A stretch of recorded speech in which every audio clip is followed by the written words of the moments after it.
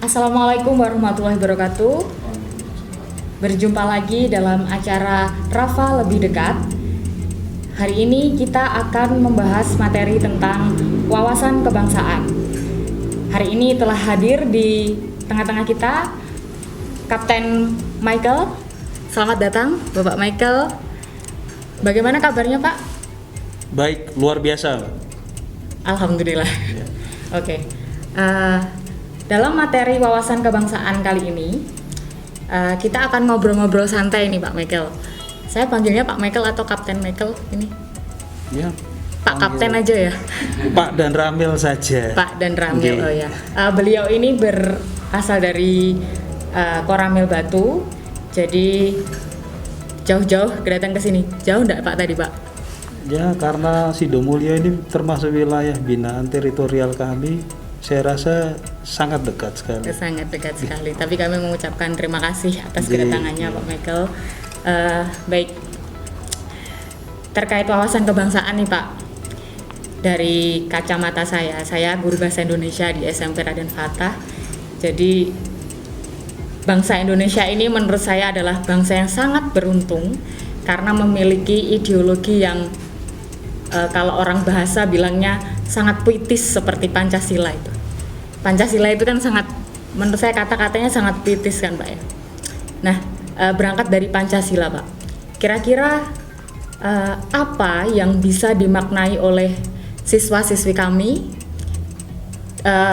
terkait dengan ideologi yang dimiliki oleh bangsa kita yaitu Pancasila? Mungkin bisa dijelaskan nilai-nilai yang terkandung di masing-masing silanya.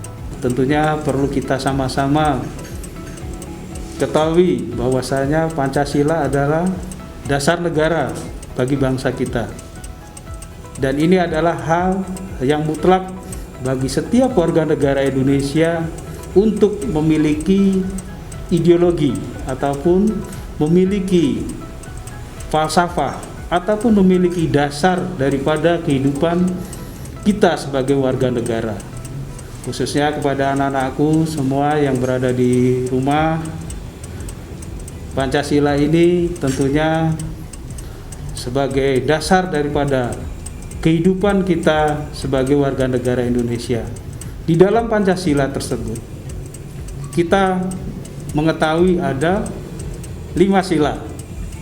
Yang pertama yaitu ketuhanan yang Maha Esa, yang kedua kemanusiaan yang adil dan beradab, kemudian yang ketiga persatuan Indonesia, yang keempat kerakyatan yang dipimpin oleh hikmat kebijaksanaan dalam pemusyawaratan dan perwakilan, dan yang terakhir keadilan sosial bagi seluruh rakyat Indonesia. Sila pertama itu adalah hal tentang mengatur ataupun cara bagaimana kita beragama. Tentunya kita ketahui di negara kita ada 6 agama dan 1 kepercayaan.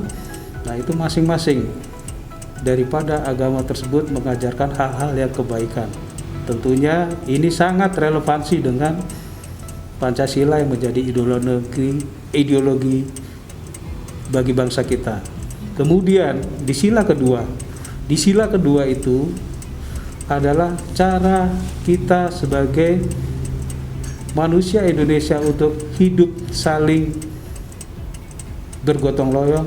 Kemudian kita mengakui bahwasanya saya dan saudara sekalian ataupun anak-anakku yang ada di rumah itu adalah sama di mata Tuhan maupun di mata manusia sedunia ini. Kemudian di sila ketiga yaitu persatuan Indonesia itu mengajarkan kita cara kita berbangsa dan bernegara. Kemudian di sila keempat yaitu berupa cara kita berdemokrasi, yaitu demokrasi Pancasila, demokrasi yang sesuai daripada norma kebudayaan kultur daripada bangsa kita. Kemudian sila yang kelima ataupun sila yang terakhir yaitu merupakan tujuan cita-cita nasional bangsa kita untuk mencapai masyarakat adil dan makmur. Selanjutnya begini, bagaimana Pancasila ini bisa mendasari para siswa di rumah untuk mewujudkan bela negara yang lebih real dalam kehidupan sehari-hari mereka, baik di sekolah maupun di lingkungan pergaulannya di rumah. Perlu saya sampaikan bahwasanya sekarang kita buka dulu tentang arti bela negara, dan sangat relevansi dalam hal kita hidup sebagai Pancasilais ya, khususnya kepada setiap warga negara Indonesia. Perlu saya sampaikan tentang bela negara. Bela negara memiliki arti yaitu adalah suatu sikap dan perilaku yang dijiwai rasa kecintaan kepada negara Republik Indonesia yang berdasarkan, tadi disampaikan, yang berdasarkan Pancasila dan Undang-Undang Dasar 1945 dalam kehidupan kita berbangsa dan negara. Perlu saya sampaikan juga, bela negara ini merupakan modal awal bagi setiap warga negara dimanapun di seluruh dunia. Setiap warga negara di suatu negara pasti dia punya jiwa rasa bela negara untuk membela negaranya ketika negaranya itu untuk menghadapi ancaman, gangguan, dan hambatan dari negara lain ya. Seumpama, mungkin saya sedikit memberi ilustrasi Mbak, kita sebagai warga negara Indonesia tentunya kita hidup di dalam rumah Indonesia ya, kita hidup di dalam rumah Indonesia. Tentunya rumah ini juga perlu kita beri pagar, perlu kita rawat, perlu kita jaga, dan perlu juga kita besarkan sehingga rumah kita ini menjadi rumah Indonesia yang betul-betul menjadi bangsa yang maju, bangsa yang akan mencapai ke tujuan nasional, yaitu mencapai masyarakat adil dan makmur. Kita manusia ini hidup pasti tidak bisa hidup sendiri. Kita pasti hidup harus berinteraksi dengan yang lainnya. Kita untuk melakukan itu perlu suatu tatanan kenegaraan, di mana dalam kehidupan bernegara itu akan memberikan sesuatu hal yang positif bagi kita. Dengan kita bernegara, kita bisa mengetahui tentang orang lain, kemudian juga kita bisa berinteraksi, kemudian buat anak-anak di rumah bisa belajar, bisa menuntut ilmu, bisa bertumbuh dewasa karena kita lahir di negara Republik Indonesia ini. Kemudian apa saja sih yang perlu kita bela? Ya, yang pertama yang perlu kita bela adalah tentang kedaulatan negara Republik Indonesia. Kemudian yang kedua yaitu apa sebabnya bela negara tadi? Untuk menjaga kedaulatan negara, kemudian untuk menjaga keutuhan daripada negara kita. Kita ketahui negara kita sangat luas ya, sangat besar ya, sehingga perlu kita jaga keutuhannya, perlu kita rawat. Dengan cara apa? Ya, cara salah satunya dengan kegiatan bela negara. Kemudian yang ketiga, bela negara ini juga untuk melindungi segenap bangsa Indonesia. Ketika negara kita tidak minta ya suatu, karena kita dengan politik luar negeri kita bebas aktif ya, di mana kita lebih senang perdamaian daripada peperangan.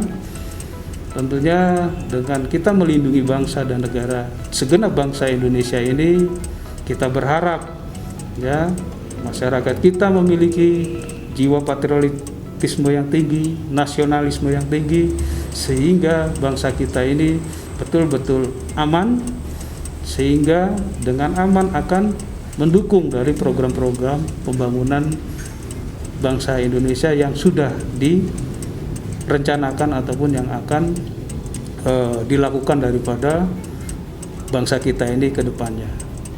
Itu Mbak, ya. Oke. Kemudian ini Pak, masalah ideologi sudah beres ya. Kemudian pemahaman tentang bela negara sudah beres. Nah, ini kalau dari sudut pandang siswa, apa yang bisa siswa lakukan untuk membela tanah air ini dari porsi siswa sendiri gitu? Kira-kira pesan Bapak apa? Oh, baik, Mbak. Ya, terkait dengan bela negara tentunya perlu saya sampaikan. Ini sangat menarik sekali, Mbak, ya. Kegiatan daripada bela negara yang diimplementasikan kepada siswa-siswi sekolah, perlu saya sampaikan bahwasanya sering pada saat masa-masa MPLS seperti ini, ya, kita sering melaksanakan kegiatan pendidikan bela negara berupa kita melakukan kegiatan-kegiatan pelatihan pendisiplinan daripada siswa-siswa sekolah. Terkadang kita ada program-program untuk melatih, contohnya kegiatan PBB. Ini yang mudah yang bisa kita berikan kepada siswa-siswa dengan kita melakukan kegiatan PBB atau peraturan baris berbaris, ya. Tujuan daripada kegiatan PBB diberikan kepada siswa-siswi daripada sekolah, khususnya di SMP Raden Patah ini, Mbak. Contohnya kita PBB disuruh baris, ya. Setelah suruh baris, kita suruh lencang kanan, lencang depan, maju jalan, ya. Itu melatih bagaimana anak-anak kita disiplin, melatih fokus terhadap perintah yang diberikan. Sama, itu akan melatih pada saat dunia belajar mengajar, melatih anak-anak untuk fokus ketika diberikan materi pelajaran oleh guru. Kalau terkait ini Pak, menurut saya juga PR bela negara kita sekarang tidak hanya yang secara fisik saja bisa yang tampak seperti kayak penjajahan atau perang seperti zaman dulu, tapi kita sekarang juga menghadapi era milenial di mana media sosial itu menjadi kehidupan, malah yang nyata media sosialnya, yang maya kehidupan nyatanya jadi maya gitu. Dan anak-anak sangat dekat dengan gadget mereka.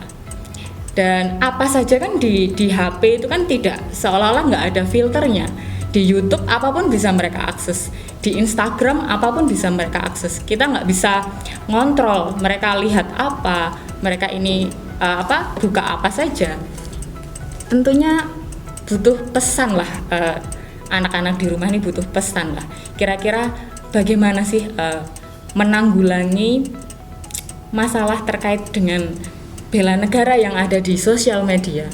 Karena itu juga cukup gencar kalau kita bisa mengamati laju masuknya budaya-budaya lain. Perlu saya sampaikan, Mbak, terkait kegiatan daripada dunia informatika yang begitu luar biasa berkembangnya. Nah, dari sisi kita untuk menjadi suatu filter khususnya bagi anak-anak di rumah, pesan yang perlu kami sampaikan tentunya kita harus menggunakan media sosial secara bijak. Artinya, ketika kita menggunakan media sosial ini secara bijak, kita bisa betul-betul memilahkan mana yang baik dikonsumsi, mana yang tidak baik tidak perlu dikonsumsi. Jadi, gunakan media sosial secara untuk hal yang positif, khususnya mungkin dalam hal untuk mencari tugas-tugas sekolah, ya, digunakan bisa ya, manakala membutuhkan gadget, membutuhkan Mbah Google lah bahasanya ya sekarang itu, bisa di situ ya. Kemudian juga pesan saya kepada anak-anak di rumah bahwasanya dalam penggunaan media sosial ini, ketika menerima berita-berita yang belum tentu itu benar, tolong agar tidak langsung ditelan ataupun dikonsumsi ataupun diterima secara baik. Ketika berita itu memang tidak merasa ini penting, tapi belum tentu kebenarannya. Itu salah satunya, mungkin itu tetap didampingi khususnya bagi orang tua dalam penggunaan gadget ya. Kemudian juga tadi manakala mendapatkan informasi di media sosial yang perlu diklarifikasikan kepada pihak-pihak yang mungkin tahu terhadap berita ataupun informasi tersebut, sehingga anak-anak kita tidak akan salah melangkah terhadap hal dunia sosial gitu, Mbak. Pertanyaan terakhir, Bapak. Terkait dengan bangsa Indonesia yang beragam sekali, dari agama, budaya, suku bangsa. Bagaimana bela negara menjawab tantangan supaya bangsa ini tetap bersatu meskipun dari unsur-unsurnya pembangunnya ini berbeda-beda pada dasarnya. Bagaimana bela negara menjawab tantangan persatuannya gitu, Pak, agar tidak terjadi pelanggaran unsur SARA misalnya, tidak terjadi bullying yang menyeret-nyeret unsur SARA, misalkan kamu hitam kayak gitu-gitu kan jadi bullying seperti itu. Nah, bela negara bagaimana menjawab tantangan itu? Nah, di dalam Cinta Tanah Air ini kita mengharapkan kepada setiap warga negara untuk punya rasa empati. Ketika tadi Mbaknya sampaikan ya bahwasanya ada saudara kita yang ada di Sabang, ada di Aceh, ada saudara kita yang di Merauke. Kita harus mempunyai rasa empati bahwa itu adalah saudara kita, walaupun kita secara kasat mata jauh, tapi itu adalah bagian daripada negara Kesatuan Republik Indonesia. Nah, ketika kita memiliki rasa seperti itu, tentunya kita akan menumbuhkan jiwa kebersamaan, punya jiwa saling memiliki, saling mencintai, saling menghormati, tenggang rasa, tepat selira dengan sesama anak bangsa. Nah, itu salah satunya di situ, di Cinta Tanah Air. Kemudian yang kedua yaitu sadar bernegara dan berbangsa, di mana ketika kita bernegara, kita sadar bahwasanya kita ini adalah bagian yang tidak terpisahkan. Kenapa? Ketika kita merebut kemerdekaan Indonesia, kita lahir dari perbedaan. Bangsa ini tidak lahir dari satu warna saja, tapi dari seluruh perbedaan yang ada, mulai dari Sabang sampai Merauke. Ya. Jadi bangsa Indonesia lahir nih karena perbedaan yang disatukan, sehingga lahirlah bangsa kita. Kemudian yang ketiga yaitu yakin, tadi sebagai mempererat tadi yang saya sampaikan, yakin bahwasanya satu-satunya ideologi negara kita itu Pancasila, dan itu harus kita yakini. Ya, seluruh warga negara Indonesia harus yakin bahwasanya Pancasila adalah dasar fundamen daripada kita hidup berbangsa dan bernegara. Kemudian yang keempat, rela berkorban bagi bangsa dan negara. Implementasinya ke anak-anak kita, rela meluangkan waktunya untuk belajar. Bisa juga untuk rela ketika ada kawan yang susah, ya, merelakan diri untuk membantu rekannya yang sedang susah, hingga punya rasa empati, kemudian mengorbankan kepentingan diri kita untuk kepentingan yang lebih besar, yaitu kepentingan kepada bangsa dan negara. Kemudian yang keempat, ya tadi, yang memiliki kemampuan awal bela negara yang tadi saya sampaikan, yaitu berupa salah satunya implementasi di sekolah, yaitu kegiatan PBB. Itu Mbak. Oke. Baik, terima kasih Pak Kapten, Bapak Komandan. Sepertinya sudah cukup. Ilmu yang diberikan sangat banyak sekali dan saya yakin anak-anak di rumah juga bisa menyerap manfaatnya untuk kehidupan mereka sehari-hari, sehingga bisa menjadi warga negara yang baik sesuai harapan bangsa dan negara kita. Dapat saya rangkum sedikit bahwa Pancasila merupakan hal yang paling penting dalam bagi kita untuk berkehidupan sebagai warga negara, terutama warga negara yang baik. Kemudian bela negara saat ini merupakan solusi dari permasalahan terkait dengan nasionalisme, kemudian patriotisme, kemudian permasalahan-permasalahan terkait unsur SARA juga. Bela negara masih dapat menjadi jawaban dari tantangan zaman tersebut. Begitu nggih, Pak? Oke, ya, terima kasih untuk siswa-siswa di rumah. Semoga ilmu kali ini bermanfaat. Sampai jumpa di pertemuan selanjutnya. NKRI harga mati. Wassalamualaikum warahmatullahi wabarakatuh.